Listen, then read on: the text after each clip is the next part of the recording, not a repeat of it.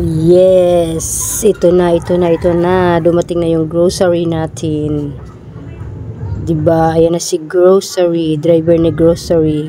Iba-iba yung ano namin grocery dito. At saka hindi sila naka-uniform, driver tsaka yung ano na yun, pahinanti ba tawag diyan. Dati kasi ano nila is naka-uniform si.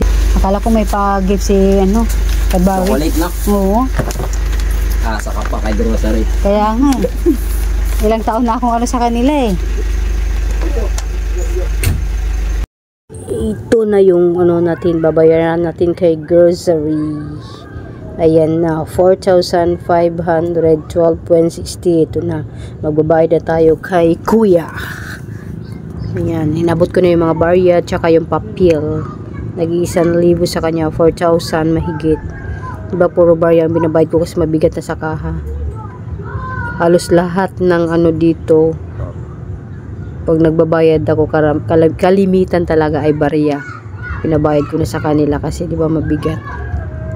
Ayan na si kuya, pinapasok niya sa plastic lahat.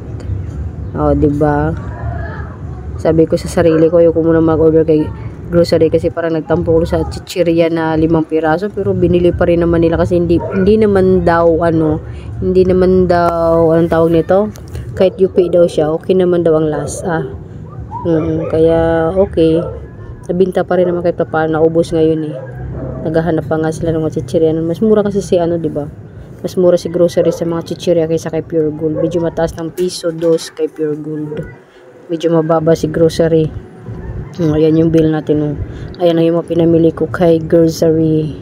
Ayun, paalis na sila dyan. Bye bye grocery. Iba-iba yung mga sasakyan nyo. Minsan naka-van, minsan naka-L3. Akala ko nga minsan kung ano yung bumababa dito eh. Kung ano yung humihinto dito. Yung pala sila kasi iba-iba sasakyan nila, di ba? Hindi ka makapaniwala na grocery pala yun. Kasi ang Pure Gold, may tatak Pure Gold eh. Sila wala. Ayala yung mga sasakyan nila, di ba? Kinagabihan, ayan, may bumili ng isang case na readers. Actually, nabili niya dyan is 3 case na ata. Bata yung inutusan. Hindi naman siguro bata, nasin bata yan. Siguro nasa mga 16-17 years old na yung bata. Yan, yung kulot na yan. Yung may lahi, negro ata, ewan, basta yan. Mga 3 case inutusan siya. Kasi yung nagiinuman niya ay doon banda sa court. Malayo dito sa amin yun. Marami namang tindahan doon. Ewan ko, dito siya nabili. Kaya, thank you din sa'yo kasi naka 3 case kasi dito pag bili-bili mo sa akin. Pasalamat ako sa ayan yung mga tumor natin dyan. Ayan yung isa si Sean. Ano ba yung binili ni Sean?